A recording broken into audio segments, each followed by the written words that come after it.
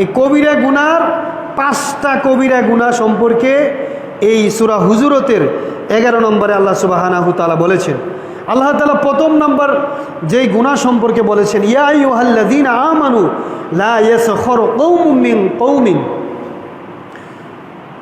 আল্লাহ তাআলা বলতেছেন, হে ঈমানদাররা, তোমরা যারা আমাকে বিশ্বাস করো, মৃত্যুর পরবর্তী জীবনকে বিশ্বাস করো, মৃত্যুর পরে কবরে তোমাদেরকে জীবিত করা হবে, মৃত্যুর পরে জান্নাত জাহান্নামকে যারা বিশ্বাস করো, হাসরের ময়দানে তোমাদেরকে মাটি থেকে জীবিত করা হবে, ইত্যাদি বিষয়গুলো যারা বিশ্বাস করো, তোমাদেরকে বলছি, লা ইয়াসখারু কওমুম মিন কওমিন, তোমরা এক সম্প্রদায় অপর সম্প্রদায়ের মন্দ বিষয় নিয়ে আলোচনা করো না। আল্লাহ সুবহানাহু তাআলা যারা ঈমানদার তাদেরকে বলতেছেন যে তোমরা এক সম্প্রদায় অন্য সম্প্রদায়ের মন্দ বিষয়গুলো নিয়ে কি করো না, আলোচনা করো না। এক বংশ অন্য বংশের দুষ্ত্রুটিগুলো নিয়ে তোমরা আলোচনা করো না, বিদ্রূপ করো না। সাপোজ উদাহরণস্বরূপ আমরা বলতে পারি, আমাদের এই গ্রামের অধিকাংশ মানুষ ভূঁইয়া বংশের। কি বংশের? ভূঁইয়া বংশের। আবার অন্যদিকে খা বংশ আছে, বিভিন্ন বংশ আছে, সরকার বংশ আছে।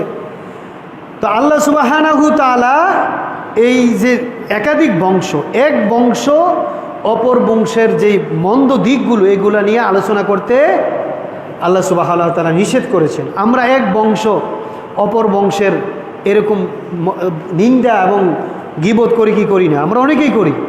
আমরা বলি যে আরে খা বংশের মানুষ, আরে তারা তো খুব খারাপ। আমরা আবার বলি যে এই যে সরকার বংশ এরা তো খুব খারাপ, ভূঁইয়া বংশের মানুষ খুব ভালো, বা অমুক বংশের মানুষ অনেক ভালো। এই যে আমরা নিজেদের বংশদেরকে বড় মনে করি এবং অন্য বংশধরকে মন্দ বলি, এই বিষয়টা আল্লাহ সুবহানাহু তাআলা বিরত থাকার জন্য বলেছেন। নবী সাল্লাল্লাহু আলাইহি ওয়াসাল্লামের যুগেও, নবীজি যখন দুনিয়াতে ছিলেন তখনও বিভিন্ন বংশ ছিল, বিভিন্ন গোত্র ছিল। যেমন নবী সাল্লাল্লাহু আলাইহি ওয়াসাল্লামের যুগে যে গোত্র ছিল, যে বংশ ছিল, এই বংশগুলো হচ্ছে আপনার কুরাইশ বংশ। নবী সাল্লাল্লাহু আলাইহি সাল্লাম যে বংশে জন্মগ্রহণ করেছেন ওই বংশের নাম কি? সবাই বলেন, কি বংশ? কুরাইশ বংশ। তারপরে নবীর যুগে যে বংশগুলো ছিল, বনু আব্বাস, বনু আব্দে শামস, বনু আমর গোত্র, বনু উমাইয়া গোত্র, বনু উতবা গোত্র, বনু কালব গোত্র, বনু গিফার গোত্র, বনু মাখজুম গোত্র। এই গোত্র হচ্ছে এই যে নাম বললাম 9টা বংশের নাম, এগুলো হচ্ছে বংশের নাম। কিসের নাম? বংশ। এখন বর্তমানে যেমন খা বংশ, ভূঁইয়া বংশ, সরকার বংশ, চৌধুরী বংশ, পাটোয়ারি বংশ, এই বিভিন্ন আমরা বলে থাকি বংশ। এই নবীজির যুগে এরকম বংশ ছিল, কুরাইশ বংশ, হাশিমি বংশ, তারপরে বনু আব্বাস গোত্র, বনু আব্দে শামস গোত্রের বংশ ছিল। তো নবী সাল্লাল্লাহু আলাইহি সাল্লাম একেবারে টোটালি আল্লাহ নবীজিও নিষেধ করেছেন এবং কোরআন মাজিদও নিষেধ করেছেন যে তোমরা এক বংশ অপর বংশকে খারাপ বলো না। কেন বলেছেন? আল্লাহ সুবহানাহু তাআলা বলতেছেন যে আসা আইয়াকুনু খায়রুম মিনহুম, তোমরা যে অপর বংশকে খারাপ বলতেছো, হতে পারে ওই বংশটা তোমাদের চেয়ে উত্তম হতে পারে আল্লাহর কাছে। জোরে জোরে বলি সুবহানাল্লাহ। আমরা মনে করি যে ভূঁইয়া বংশের উপরে এত শ্রেষ্ঠ বংশ আর নাই, আমরা নিজেদেরকে দাবি করতেছি। কিন্তু আল্লাহ তাআলা বলতেছেন যে তোমাদের চেয়ে, তোমরা যে নিজেদেরকে ভালো বংশ মনে করতে, তোমরা যাদেরকে খারাপ বংশ বলতেছো, ওই বংশটা হতে পারে তোমাদের চেয়েও আল্লাহর কাছে বেশি প্রিয়। জোরে জোরে বলি সুবহানাল্লাহ।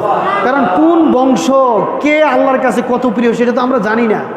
এজন্য আল্লাহ তাআলা বংশ নিয়ে বাড়াবাড়ি করা, নিজের বংশকে বড় মনে করা, অন্য বংশকে মন্দ খারাপ বাবা, এটা করতে নিষেধ করেছেন। আল্লাহ তাআলা বলেছেন যে হতে পারে ওই বংশটা তোমাদের চেয়ে আল্লাহর কাছে কি হতে পারে? উত্তর হতে পারে। যে সমস্ত মানুষ আপনার অন্য বংশকে মন্দ বলে নিন্দা করে, এই কাজটা হচ্ছে আপনার কবিরা গুনার মধ্যে পড়ে। কিসের মধ্যে পড়ে? কবিরা গুনাহ। অন্য বংশের সমালোচনা করা, গীবত গাওয়া, নিন্দা করা, এটা কি গুনাহ? কবিরা গুনাহ। কবিরা গুনাহ কি? আমি প্রথমে বলেছি গুনাহ কয় প্রকার? জোরে বলেন, গুনাহ কয় প্রকার? 2 প্রকার। গুনাহ মানে কি? অপরাধ। গুনাহ মানে কি? অপরাধ। সগীরা গুনাহ, কবিরা গুনাহ। সগীরা মানে ছোট অপরাধ, কবিরা মানে বড় অপরাধ। তো এই যে এক বংশ আরেক বংশকে খারাপ বলা, এটা কি ছোট অপরাধ না বড় অপরাধ? কথা বলেন, ছোট অপরাধ না বড় অপরাধ? বড় অপরাধ আল্লাহর কাছে। আপনি বলতে পারবেন না আরেক বংশকে আল্লাহ কাকে কবুল করছে আপনি জানেন না, তো এটা কবিরা গুনাহ। আর হাদিস শরীফের মধ্যে এসেছে অধিকাংশ মানুষ জাহান্নামে যাবে কবিরা গুনার জন্য। সগীরা গুনাহ আল্লাহ এমনি আপনাকে মাফ করে দিবেন। যে উজু করতেছেন, উজুর সময় কিন্তু আপনি উজু করার কারণে এই সগীরা গুনাহ ছোটো ছোটো গুনাহগুলো এমনি মাফ হয়ে যায়। আবার হাদিস শরীফের মধ্যে এসেছে ফজরের নামাজ পড়ছেন, ফজর থেকে জুহুর পর্যন্ত, জুহুর থেকে আসর পর্যন্ত, আসর থেকে মাগরিব, মাগরিব এশা, এশা থেকে ফজর, এই যে মধ্যবর্তী সময়গুলো কেউ যদি এভাবে 5 ওয়াক্ত নামাজ আদায় করে নিয়মিত কন্টিনিউ, এই 5 ওয়াক্ত নামাজের মধ্যবর্তী সময়ে যত সগীরা গুনাহ আছে আল্লাহ তার সমস্ত সগীরা গুনাহ মাফ করে দেন। জোরে জোরে বলি সুবহানাল্লাহ।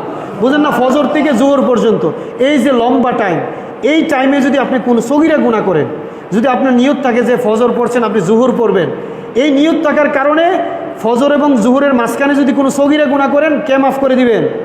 যদি বলেন কে মাফ করবেন?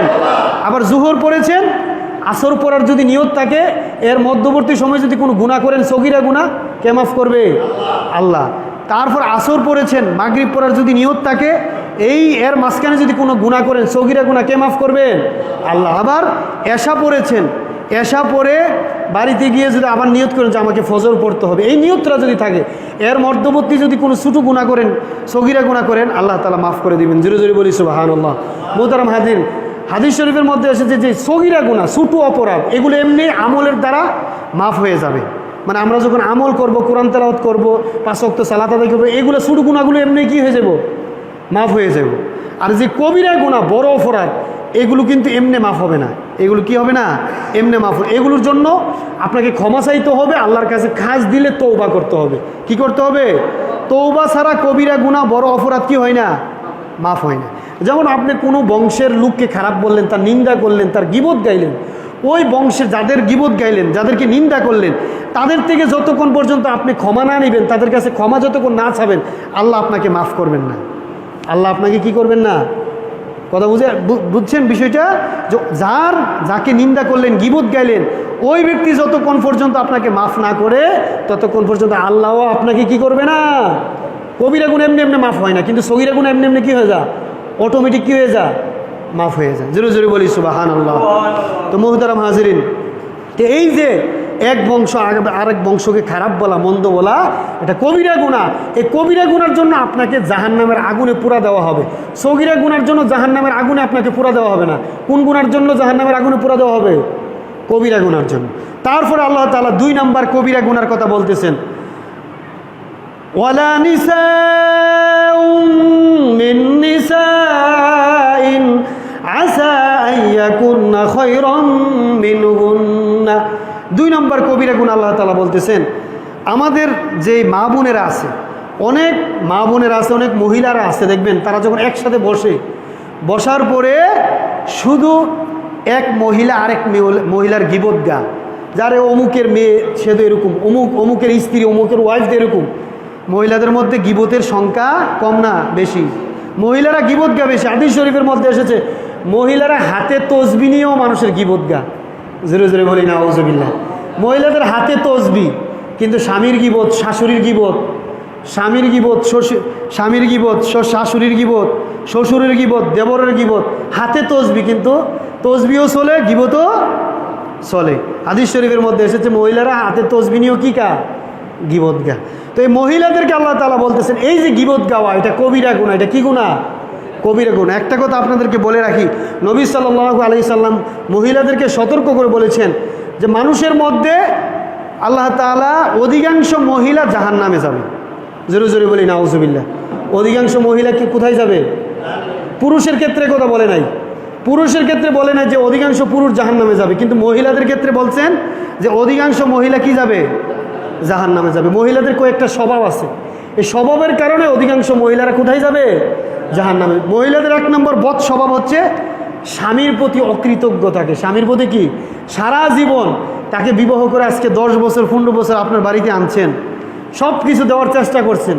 10 বছর 15 বছর সামান্য একটু যদি এদিক সেদিক হয় তখন বলা বলি শুরু করে, তোমার কাছে আয় আমি শান্তি পাইলাম না, তোমার কাছে আয় আমি কি পাইলাম না। সারা জীবন কিলাম দিয়ে আসছেন, তেল সুনু পাউডার যা যা আছে সব কিছু দিয়েছেন, কিন্তু একদিন একটু 19-20 হইলে এই সারা জীবনের আপনার কষ্ট শেষ, তোমার কাছে আইসা আমার কোনো সুখ হইছে না, সারাটা জীবন তোমার চেয়ে যদি আমি আরেকজনের কাছে বিবাহ বসতাম অনেক সুখে থাকতাম। জোরে জোরে বলি নাউজুবিল্লাহ। তা হাদিস শরীফের মধ্যে এসেছে রাসূল পাক সাল্লাল্লাহু আলাইহি সাল্লাম বলেছেন যে অধিকাংশ মহিলারা জাহান্নামে যাবে, আর জাহান্নামে যাওয়ার কারণ, অন্যতম কারণ হচ্ছে মহিলারা স্বামীর প্রতি অকৃতজ্ঞ থাকে, স্বামীর প্রতি কি থাকে, অকৃতজ্ঞ থাকে। আর 2 নম্বর হচ্ছে মহিলারা গীবত গা বেশি, কি গা, গীবত বেশি গা। তো মোহতারাম হাজির, তো আল্লাহ তাআলা মহিলাদেরকে উল্লেখ করে বলছেন, ইন্ডিকেট করে বলছেন এই মহিলারা যাতে এক মহিলা অপর মহিলার যে দুষ ত্রুটি মন্দ এগুলো যাতে না বলে। আল্লাহ তাআলা বলতেছেন আসা ইয়াকুনু খায়রাম মিনহুন্না, ও মহিলা জাতি, তুমি যে মহিলাকে খারাপ বলতেছো হতে পারে ওই মহিলার তোমার চেয়ে উত্তম আল্লাহর কাছে। জোরে জোরে বলি সুবহানাল্লাহ। কাকে বলতেছে? মহিলাদেরকে। মহিলা, তুমি যে অন্য আরেক মহিলাকে খারাপ বলতেছো হতে পারে তোমার চেয়ে ওই মহিলা আল্লাহর কাছে কি ভালো হতে পারে, তুমি তো জানো না। আল্লাহ তাআলা এই 2 নম্বর, এই যে মহিলারা দুষ্ত্রুটি বলে এটাকে কবিরা গুনাহ বলা হয়েছে, আকবরুল কাবাইর বলা হয়েছে। তো 1 নম্বর কবিরা হচ্ছে এক বংশ আরেক বংশের মন্দ বলা, গীবত গাওয়া। 2 নম্বর কবিরা গুনাহ হচ্ছে এক মহিলা আরেক মহিলার কি গাওয়া, এক মহিলার গীবত গাওয়া, এটা 2 নম্বর কবিরা গুনাহ। 3 নম্বর কবিরা গুনাহ সম্পর্কে আল্লাহ তাআলা বলেন ওয়ালা তানাবাযু বিল আলকাব।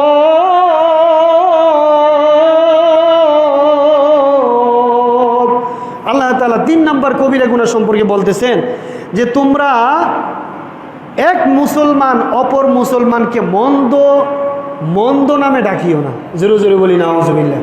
এক মুসলমান আরেক মুসলমানের মন্দ নামে ডাকি আমাদের সমাজের মধ্যে আছে না নাই?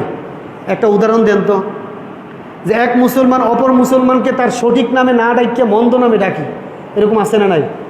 একটা উদাহরণ কে দিতে পারবেন? আচ্ছা, উদাহরণ আমি বলি। তার নাম হচ্ছে মনে করেন মোহাম্মদ আব্দুল খালেক, তার নাম কিটা আব্দুল খালেক।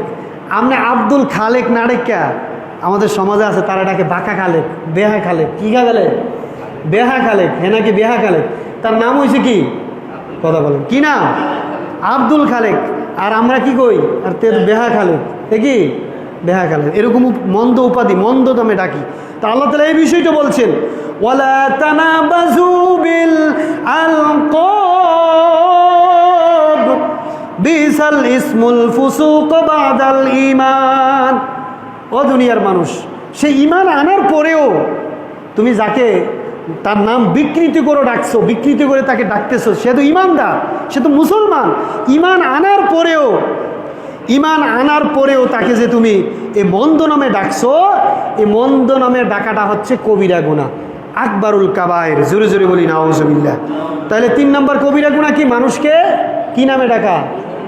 হ্যাঁ, একটু কষ্ট করে বলবেন, নাহলে আমি যে চিল্লাইতে বক বক করতেছি মনে হয় আপনারা বুঝতেছেন না। 3 নম্বর কবিরা গুনাহ কি? মানুষকে কি নামে ডাকা? মন্দ মেনে ডাকা। তার যেইটা নাম সেই নামই ডাকেন। এই বিকৃতি করে যদি আপনি ডাকেন আপনি কবিরা গুনাহ করলেন। আর ওই ব্যক্তি যতক্ষণ পর্যন্ত আপনাকে মাফ না করবে ততক্ষণ পর্যন্ত আল্লাহও আপনাকে কি করবে না। এটা সাধারণ বিষয় না। পরকালে মৃত্যুর পরে ঠেকে যাবেন, তার পায়ে পড়তে হবে মৃত্যুর পরে, সমস্ত নেক আমলগুলো তাকে দেওয়া হবে। আপনি যাকে বাঁকা খালেক ডাকলেন, একজনের নাম হচ্ছে সেকান্দর আলী, আপনি বললেন সেনা। আমাদের এই এলাকাতে একজনের নাম হয়েছে সেকান্দর আলী, তারে সবাই ডাকে কি সেনার গোষ্ঠী। কিসের গোষ্ঠী? জোরে জোরে বলি নাউজুবিল্লাহ। এরকম বিকৃতি করে ডাকে না?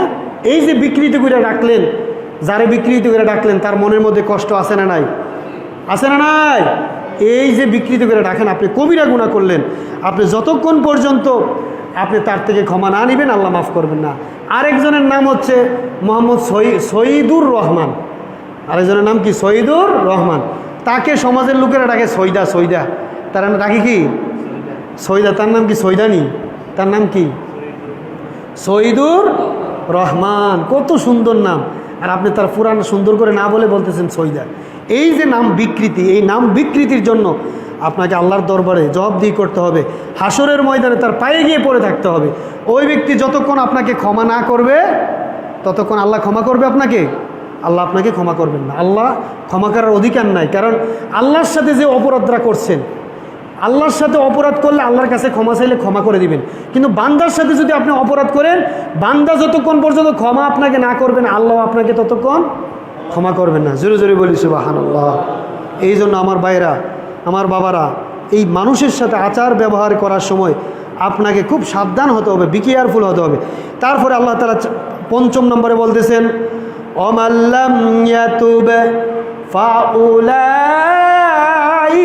হুমুয যালিমুন। ৫ নম্বর কবিরা গুনাহ হচ্ছে আল্লাহর কাছে তওবা না করা, আল্লাহর কাছে ক্ষমা না চাওয়া। ৫ নম্বর কবিরা গুনাহ হচ্ছে কি?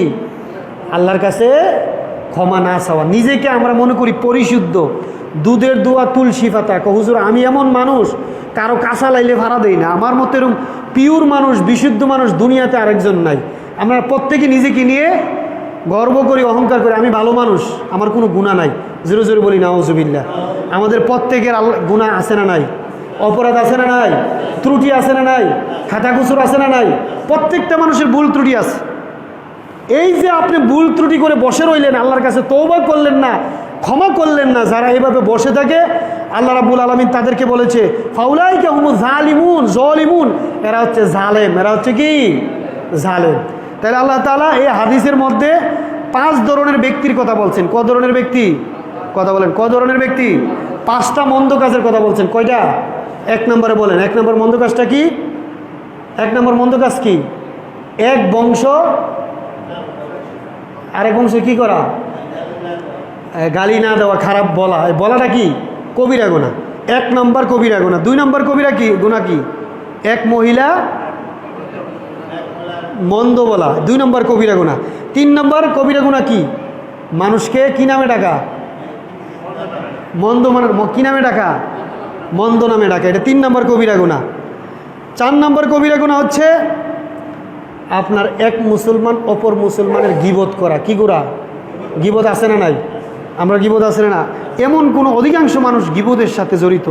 গীবতরা যাতে কত ভয়াবহ শাস্তি, কত একটা নিকৃষ্ট অপরাধ, আপনারা যদি কোরআন হাদিস পড়েন তাহলে বুঝবেন যে কত অপরাধ। 4 নম্বর। আর 5 নম্বর হচ্ছে গুনাহ করে বসে থাকা, আল্লাহর কাছে কান্নাকাটি না করা, আল্লাহর কাছে তওবা না করা। এটা হচ্ছে 5 নম্বর কবিরা গুনাহ। যখনই গুনাহ হবেন, মুমিনের বৈশিষ্ট্য হচ্ছে যার ভিতরে ঈমান আছে, যার হৃদয়ের মধ্যে ঈমান আছে, তার বৈশিষ্ট্য হচ্ছে যখনই গুনাহ হবে তখনই মাপ চাবে কার কাছে? জোরে বলেন, কার কাছে?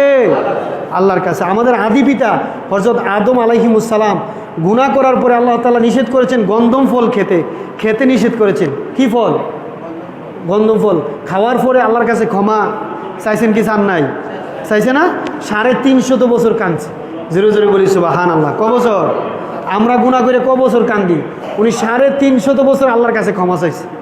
তো এই জন্য যার ভিতরে ঈমান থাকবে তার বৈশিষ্ট্য হচ্ছে যখনই গুনাহ করবে ক্ষমা চাইবে কার কাছে? আল্লাহর কাছে ক্ষমা চাইবে। আর যারা আল্লাহর কাছে ক্ষমা চায় না, আল্লাহ